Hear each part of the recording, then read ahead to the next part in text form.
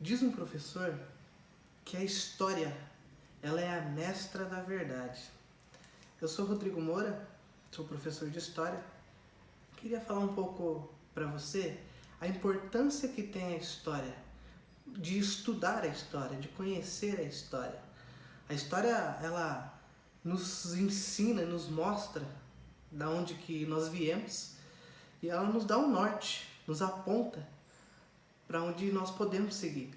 Conhecendo a história desde os seus primórdios, nós podemos compreender o que nós vivemos nos tempos atuais. Toda a crise que o mundo passou, toda a crise que houve na história, tanto no mundo cívico, tanto no mundo da igreja, no âmbito da igreja, que é condicionada à história do mundo, o mundo se condiciona à história da igreja, um relaciona-se ao outro.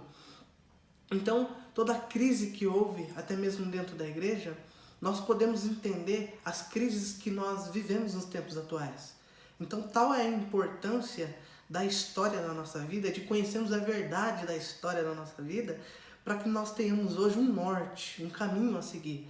Talvez você tenha estudado história na sua escola, no ensino fundamental, no ensino médio, teve um tipo de ensino, talvez não tenha a totalidade do conhecimento e a totalidade da verdade, que compreende toda a história da humanidade.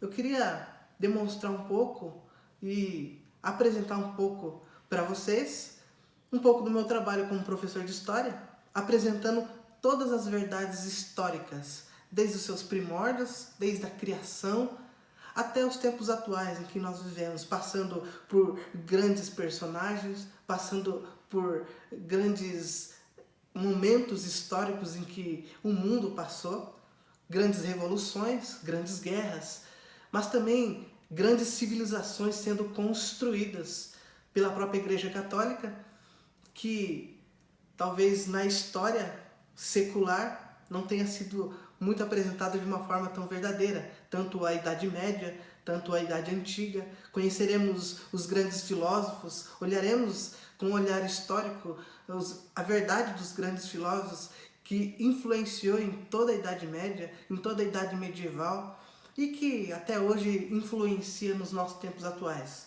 Então, gostaria que você ficasse comigo nas redes sociais, no Instagram, talvez no YouTube, e que a gente possa prosseguir um caminho de verdade histórica.